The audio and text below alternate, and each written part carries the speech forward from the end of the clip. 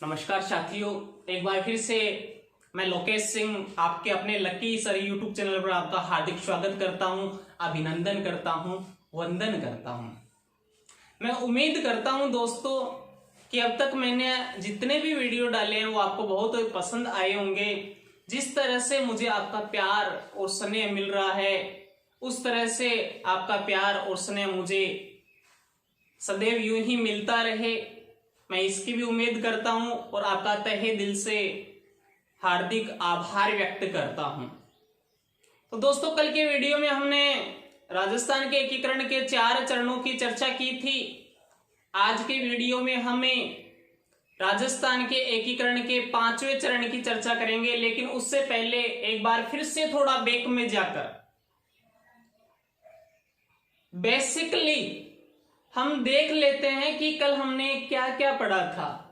देखो, कल हमने पढ़ा था कि पहला चरण था, उसका नाम था मत्स्य संघ, जिसका नाम एक मुंशी था जिसका नाम था के.एम. मुंशी, उसकी सिफारिश के आधार पर रखा गया था।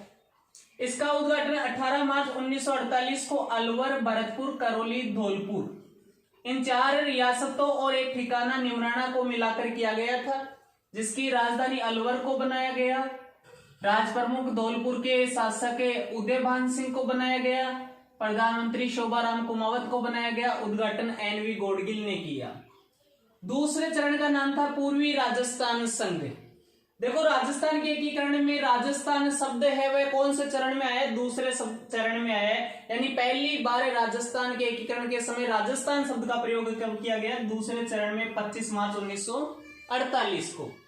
25 मार्च 1948 को 9 रियासतें, याद करने की ट्रिक मैंने बताई थी आपको, बाबू, कीको, जाड़ू, प्रशाटो, बांसवाड़ा, बूंदी, किशनगढ़, कोटा, झालावाड़, डूंगरपुर, प्रतापगढ़, शाहपुरा और एक ठिकाना कुशलगढ़ को, वह एक रियासत और रह गई टोंक, यानी 9 रियासत और एक ठिकाने को मिलाकर किसका निर्माण किया गया? पूर्वी राजस्थान संघ का निर्माण किया गया, जिसकी राजधानी कोटा को बनाया गया।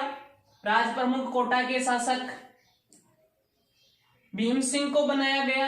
उद्घाटन एन.वी. गॉडगिल ने किया। प्रधानमंत्री कौन थे? गोकुल लाल आसावा थे। इसका उद्घाटन कहाँ हुआ था? भरतपुर के लोहागढ़ दुर्ग में, और इसका उद्घाटन कहाँ हुआ? कोटा दुर्ग में। तीसरे चरण का नाम है संयुक्त राजस्थान संघ। 18 अप्रैल 1948 को पूर्वी राजस्थान संघ में उदयपुर को मिलाकर, किसको मिलाकर? उदयपुर को मिलाकर किसका निर्माण किया गया? संयुक्त राजस्थान संघ का निर्माण किया गया, जिसकी राजधानी उदयपुर को, राज प्रमुख उदयपुर के महाराणा भूपाल सिंह को, प्रधानमंत्री माणिक्य लाल वर्मा को बनाया गया, और इसका उद्घाटन किसने किया? पंडित जवाहरलाल नेहरू ने किया। चौथा था चरण वृद्ध राजस्थान संघ, 30 मार्च 1949 को। संयुक्त राजस्थान में जयपुर, जोधपुर, जैसलमेर, बीकानेर और एक ठिकाना लावा को मिलाकर वृद्ध राजस्थान का निर्माण किया गया था। इस दिन जयपुर को राजधानी बनाया गया। कौन सी समिति की सिफारिश के आधार पर?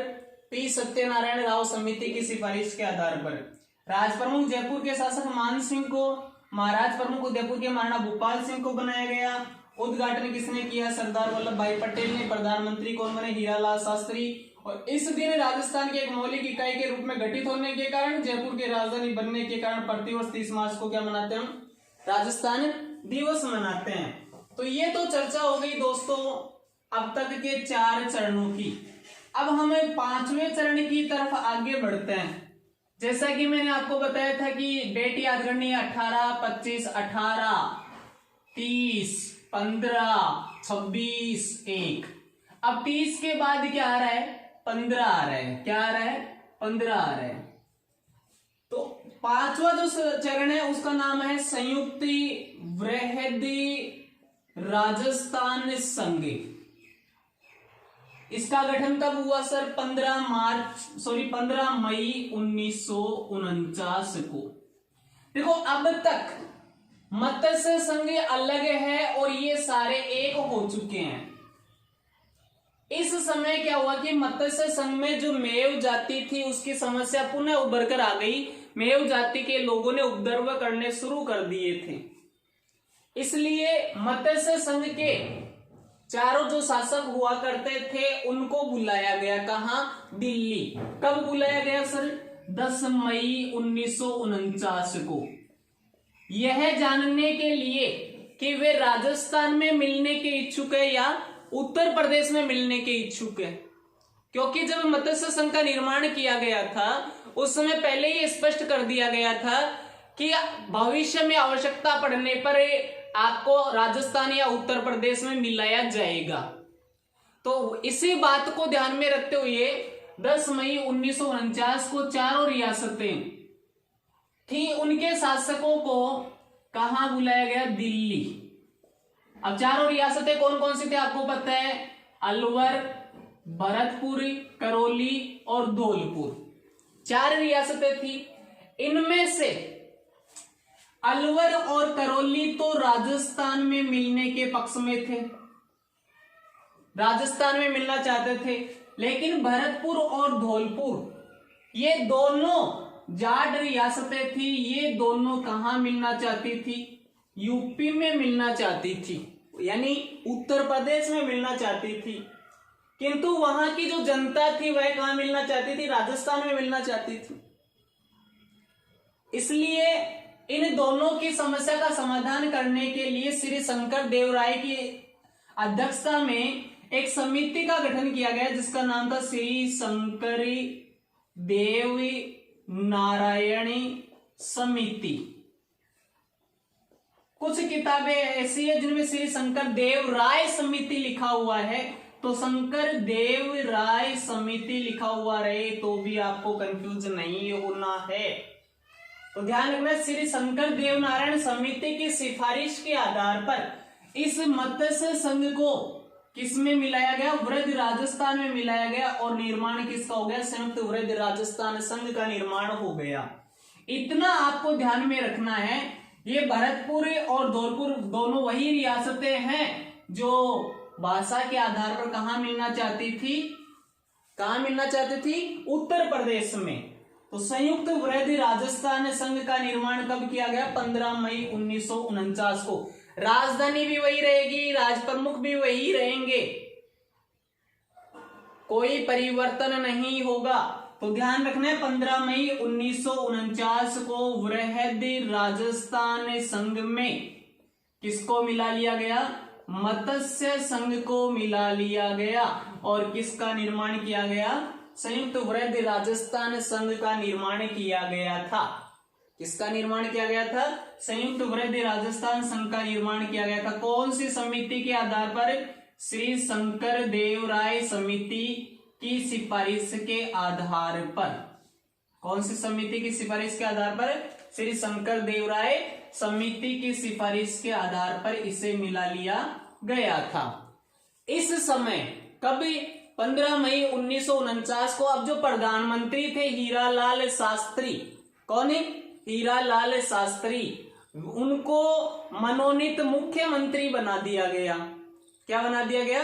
मनोनीत मुख्यमंत्री बना दिया गया था। यानी अब आपसे कोई पूछे कि राजस्थान के पहले मनोनीत मुख्यमंत्री कौन बने? मनोनीत मुख्यमंत्री तो कौन बने? हीरालाल शास्त्री। अब दूसरा सवाल यह भी उठता है कि प्रथम निर्वाचित मुख्यमंत्री कौन बने? प्रथम निर्वाचित मुख्यमंत्री कौन बने? निर्वाचित का नाम आते ही नाम क्या हो जाएगा? टीकाराम पालीवाल।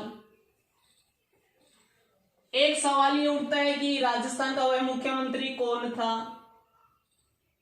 जो निर्वाचित भी था और मनोनीत भी था। निर्वाचित और मनोनीत दोनों था, यानी निर्वाचित और मनोनीत प्रथम मुख्यमंत्री कौन है? जय नारायणी व्यास। कौन है? जय नारायण व्यास, जिन्हें शेर ए राजस्थान कहा जाता है, लक्कड़ फक्कड़ का धनी कहा जाता है। किसको? जय नारायण व्यास को। तो प्रथम मनोनीत हीरालाल शास्त्री, प्रथम निर्वाचित टीकाराम पालीवाल, एक ऐसा व्यक्ति जो मनोनीत भी था और निर्वाचित भी था, जय नारायण व्यास, जिसको क्या कहते हैं? शेर ए राजस्थान कहते हैं और लक्कड़ फक्कड़ का धनी कहते हैं। ये हो गए हमारे 5वें चरण की बात। अब हम बढ़ते हैं कौन से चरण की ओर? छठे चरण की ओर। देखो छठे चरण का नाम था राजस्थानी संघ, जिसका निर्माण हुआ था 26 जनवरी 1950। आप सभी को पता होगा कि इस दिन हमारे देश का क्या लागू हुआ था? संविधान लागू हुआ था, जिसे बनने में कितना समय लगा था? 2 वर्ष 11 माह 18 दिन का समय लगा था। कितना समय लगा था? 2 वर्ष 11 माह 18 दिन का समय लगा था। किसको बनने में? संविधान को। और ये लागू कब हुआ? 26 जनवरी 1950 को। देखो अब तक 18 रियासतों का विलीनीकरण हो चुका है। 4 प्लस 9 13 और 1 14।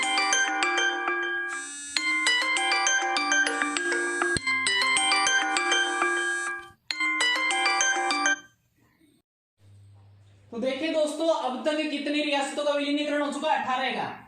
4 प्लस 9 13 प्लस 1 14 प्लस 4 18। अब एक रियासत कौन सी बच गई जिसका विलीनीकरण होना बाकी है? सिरोही। कौन सी हो गई? बच गई सिरोही। देखो ध्यान रहे कि आपको अपना राजस्थान तो पता ही है। इस तरह से सबसे ऊपर जो जिला है वो कौन सा है? श्री गंगानगर। कौन सा है? श्री गंगानगर। उसके बाद जिला कौन सा है? बीकानेर। उसके बाद जिला कौन सा है? जैसलमेर। ध्यान रखना है, कौन सा है? जैसलमेर। उसके बाद जिला कौन सा है? बता सकते हो? बाड़मेर। उसके बाद जिला कौन सा है? जालोर। और उसके बाद जिला कौन सा है? सिरोही। गंगानगर, बीकानेर, जैसलमेर, बाड़मेर, जालोर और सिरोही। कितने नंबर पर है? ध्यान से देखना, छठे नंबर पर। पहले, दूसरे, तीसरे, चौथे, 5वें और छठे। चरण कौन सा है? छठा। इस तरह से आपको याद रह जाएगा कि कौन सी रियासत बच गई? सिरोही। ध्यान में रह जाएगा, कहीं कोई कंफ्यूजन नहीं है। तो देखो 26 जनवरी 1950 को सिरोही रियासत को किसमें? संयुक्त वृहदी राजस्थान संघ में सिरोही रियासत को मिलाकर राजस्थान संघ का निर्माण किया गया था। देखो यहां पर एक विवाद भी खड़ा हुआ था। गुजरात के जो नेता थे, चाहे हम सरदार वल्लभ भाई पटेल की बात कर ले, वे आबू जो एक पर्यटक केंद्र है, तो आबू के पर्यटक केंद्र होने के कारण आबू को कहां मिलाना चाहते थे? गुजरात में। वहीं वहां के मुख्य जो नेता थे वो थे गोकुल भाई भट्टे। ये कहा जाता है कि सिरोही गोकुल भाई भट्ट के बिना अधूरा है, जिनका जन्म सिरोही के कौन से गांव में हुआ था? हातल में हुआ था। किसका? गोकुल भाई भट्ट का। किसका? गोकुल भाई भट्ट का। गोकुल भाई भट्ट वो व्यक्ति है जिन्हें राजस्थान कांग्रेस का प्रथम अध्यक्ष कहा जाता है। ये राजस्थान कांग्रेस के प्रथम अध्यक्ष थे और इन्हें राजस्थान का गांधी भी कहते हैं। क्या कहते हैं? गांधी भी कहते हैं। तो 26 जनवरी 1950 को संयुक्त वृहद राजस्थान में सिरोही, जिसमें 2 तहसीलें छोड़कर, कौन सी? आबू व देलवाड़ा को छोड़कर शेष सिरोही को संयुक्त वृहद राजस्थान संघ में मिलाकर किसका निर्माण किया गया था? राजस्थान संघ का निर्माण किया गया था। कभी? 26 जनवरी 1950 को।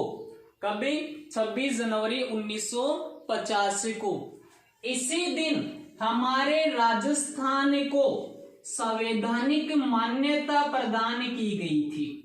यानी राजस्थान को विधिवत रूप से मान्यता प्रदान कब मिली? राजस्थान शब्द को 26 जनवरी 1950 को। कोई भी आपसे पूछे कि राजस्थान नाम संविधान में कब आया या उसे संविधान में कब मान्यता दी गई, तब आपका जवाब होना चाहिए 26 जनवरी 1950 को। ये बात हो गई दोस्तों अपने छठे चरण की। उसके बाद बात करते हैं हम अपने 7वें चरण की। देखो अब तक सभी रियासतों का विलीनीकरण हो चुका है, तीनों ठिकानों का विलीनीकरण हो चुका है, लेकिन अभी सिरोही पूरी नहीं हुई है और एक केंद्र शासित प्रदेश बचा हुआ है। वो कौन सा है? अजमेर मेरवाड़ा। तो 7वें चरण का नाम होगा वर्तमान राजस्थान। क्या होगा? वर्तमान राजस्थान, जिसका निर्माण हुआ था 1 नवंबर 1956 को। कब हुआ था? 1 नवंबर 1956 को। पहले चरण का 18 मार्च 1948 और इसका 1 नवंबर 1956 को। कोई भी आपसे पूछे कि राजस्थान का एकीकरण प्रारंभ कब हुआ? 18 मार्च 1948 को, और पूर्ण कब हुआ? 1 नवंबर 1956 को। देखो दोस्तों, एक समिति थी जिसका नाम था फैजल अली समिति। 3 सदस्य समिति थी, फैजल अली समिति। इस समिति की सिफारिश के आधार पर 1 नवंबर 1956 को राजस्थान संघ में अजमेर मेरवाड़ा प्लस आबू देलवाड़ा, जो सिरोही की रियासतें थी, इनको मिलाकर वर्तमान राजस्थान का निर्माण किया गया था। और ये राजस्थान की सीमाओं का पुनः निर्धारण किया गया, जिसके तहत मध्य प्रदेश का एक क्षेत्र था जिसका नाम था सुनेल टप्पा। इसे तो किस में मिला लिया गया? हमारे राजस्थान संघ में। और राजस्थान संघ का एक क्षेत्र था जिसका नाम था झालावाड़ में सिरोंज क्षेत्र। झालावाड़ में सिरोंज, इसे किस में मिला दिया गया?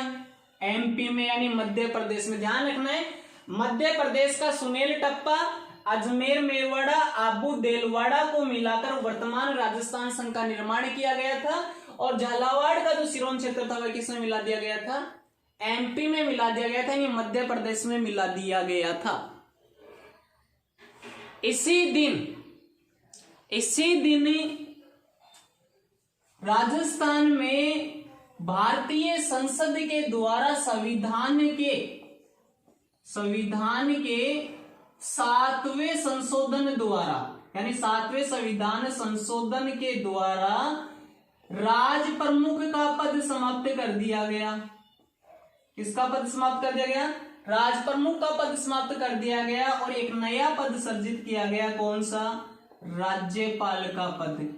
अब आप ये कहेंगे कि सर प्रथम राज्यपाल कौन बने? प्रथम राज्यपाल बने थे डॉक्टर गुरुमुख निहाल सिंह। कौन बने थे? डॉक्टर गुरुमुख निहाल सिंह। तो यहां तक आप सभी के समझ में आ गया होगा कि 1 नवंबर 1956 को राजस्थान संघ में अजमेर मेरवाड़ा, आबू देलवाड़ा और मध्य प्रदेश के सुनेल टप्पा को फैजल अली समिति की सिफारिश के आधार पर मिलाकर वर्तमान राजस्थान का निर्माण किया गया। और इसी दिन क्या मनाया जाता है? राजस्थान स्थापना दिवस मनाया जाता है। यानी वर्तमान में हम जिस राजस्थान को देख रहे हैं वह अस्तित्व में कब आया था? 1 नवंबर 1956 को। कई बार प्रश्न पूछ लिया जाता है राजस्थान स्थापना दिवस कब मनाया जाता है, तो बच्चे अधिकांशतः क्या करते हैं? 30 मार्च को। 30 मार्च को राजस्थान स्थापना दिवस नहीं, 30 मार्च को राजस्थान दिवस मनाया जाता है। क्या मनाया जाता है? राजस्थान दिवस मनाया जाता है। राजस्थान स्थापना दिवस तो कब मनाते हैं? 1 नवंबर 1956 को मनाते हैं। अब दूसरा सवाल ये उठता है कि जिस दिन हमारे राजस्थान का एकीकरण पूर्ण हुआ था उस दिन सीएम कौन था, यानी मुख्यमंत्री कौन था? मोहनलाल सुखाड़िया।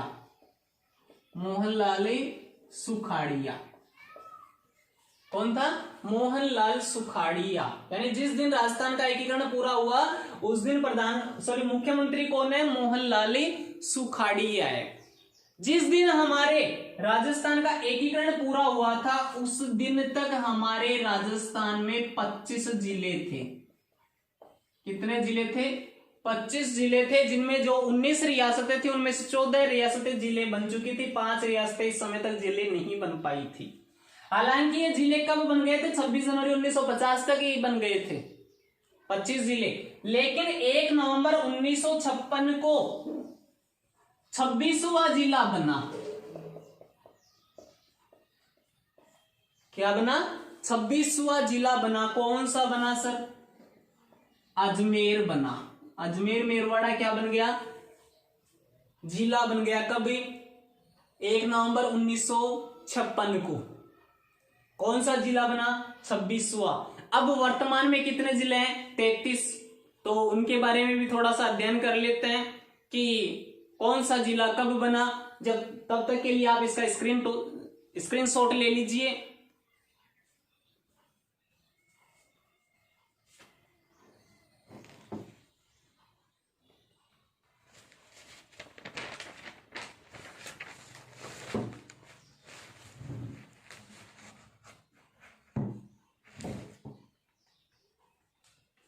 दोस्तों ले लिया होगा। अब हम चर्चा करते हैं किसकी? जिलों की, कि 26वां जिला कब बना, 27वां कब बना, 28वां कब बना, 29वां कब बना, 30वां कब बना। तो 25 जिले तो कब तक बन चुके थे? 25 जिले बन चुके थे। ये बन तो चुके थे कब तक? 1 नवंबर 1956 से पहले पहले, यानी 26 जनवरी 1950 को ही बन चुके थे। तो 26वां जिला कौन सा बना? 27वां कौन सा बना? 28वां कौन सा बना? 29वां कौन सा बना? 30वां कौन सा बना? 31वां कौन सा बना? 32वां कौन सा बना? और 33वां कौन सा बना? देखो दोस्तों, छठा जो चरण हुआ था 26 जनवरी 1950 को। कब? 26 जनवरी 1950 को। इस दिन तक टोटल कितने जिले बन चुके थे? 25 जिले बन चुके थे।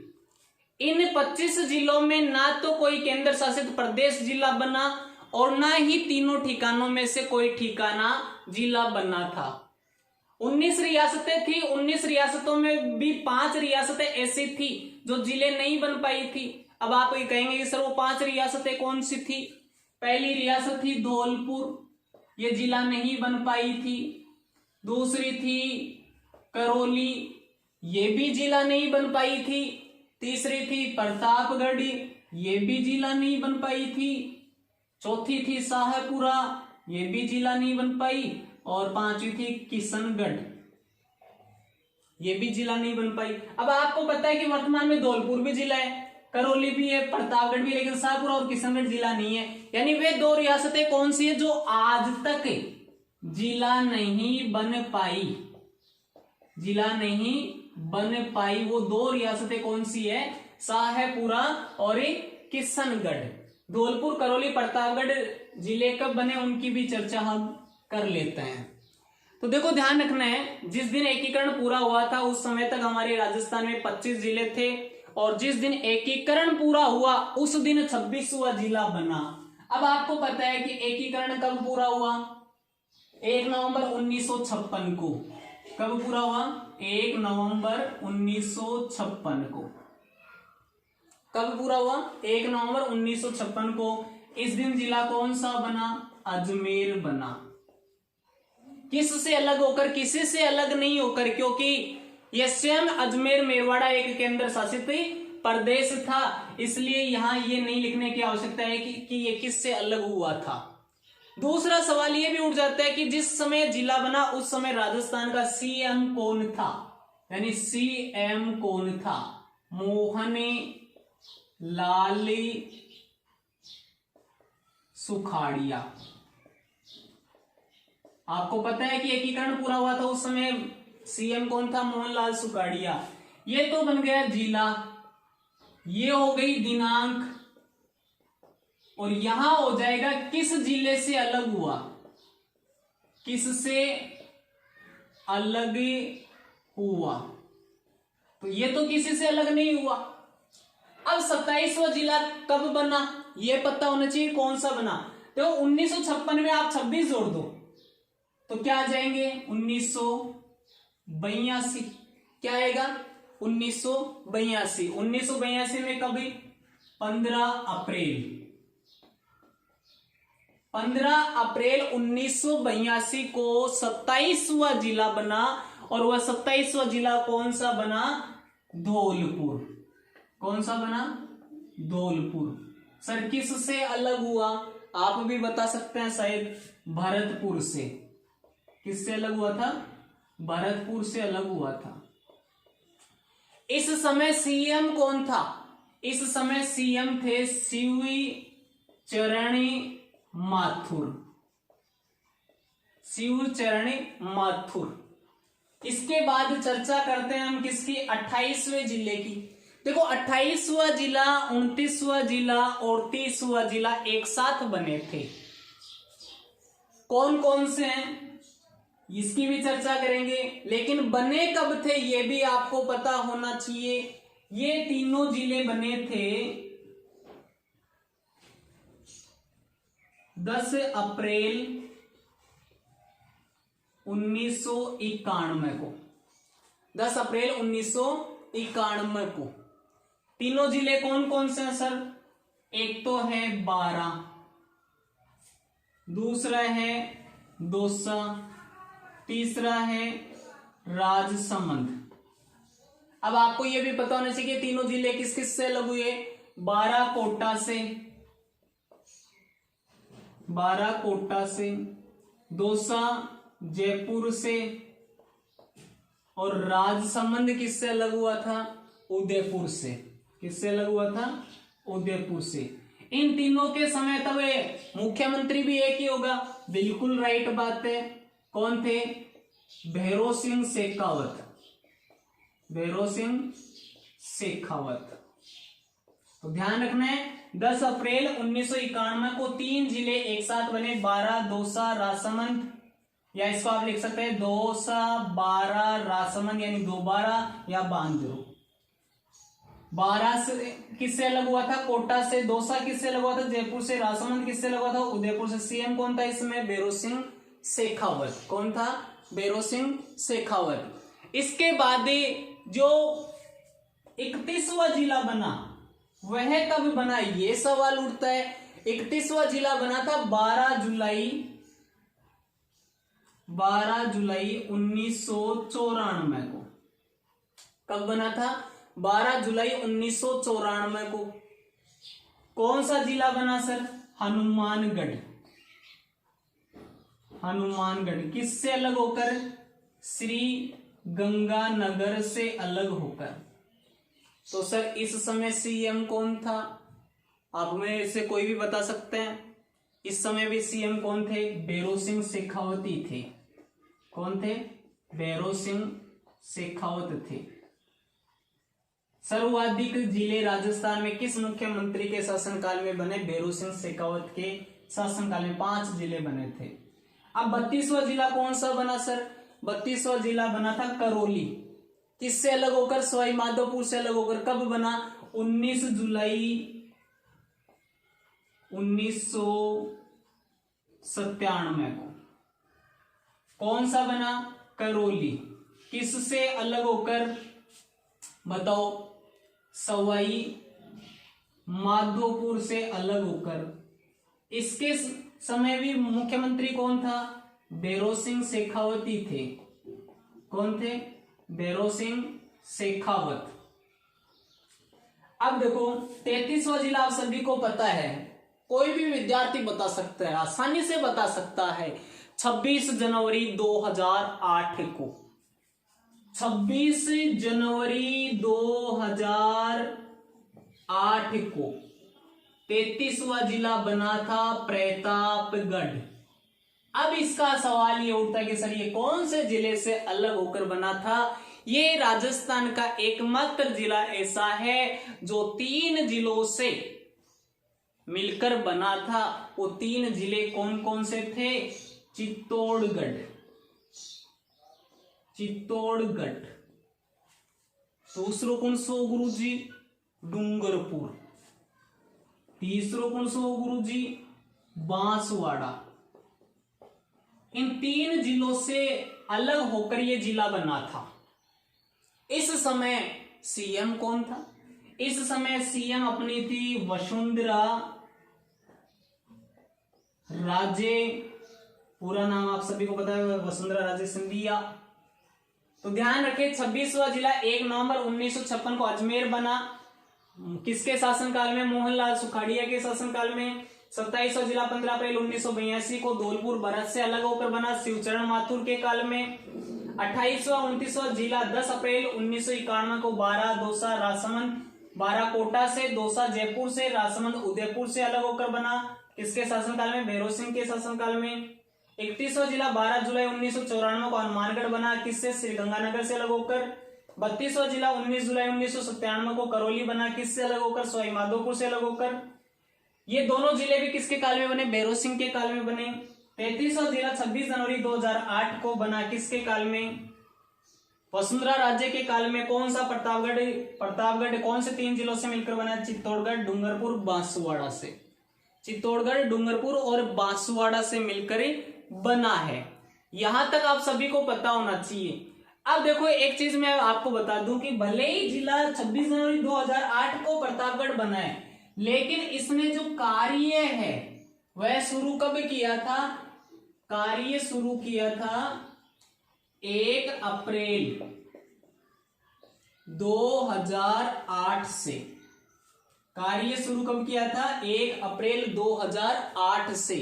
अब आपको यह भी पता होना चाहिए कि इन 3 जिलों की कौन कौन सी तहसीलों से मिलकर बना है प्रतापगढ़, यह भी आपको पता होना चाहिए।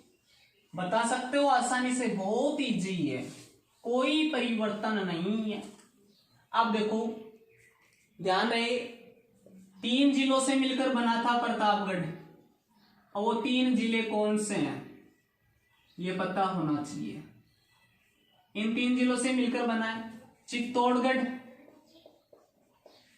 दूसरा डूंगरपुर और तीसरा बांसवाड़ा।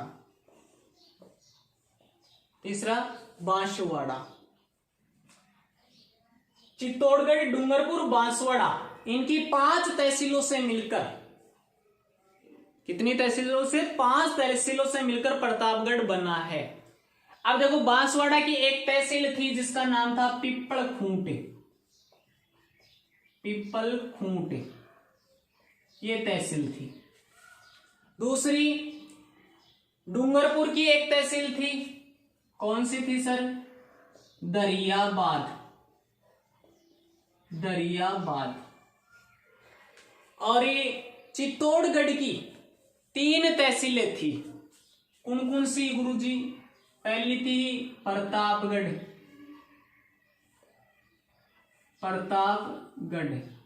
दूसरी थी अरनोत और तीसरी थी छोटी सादड़ी।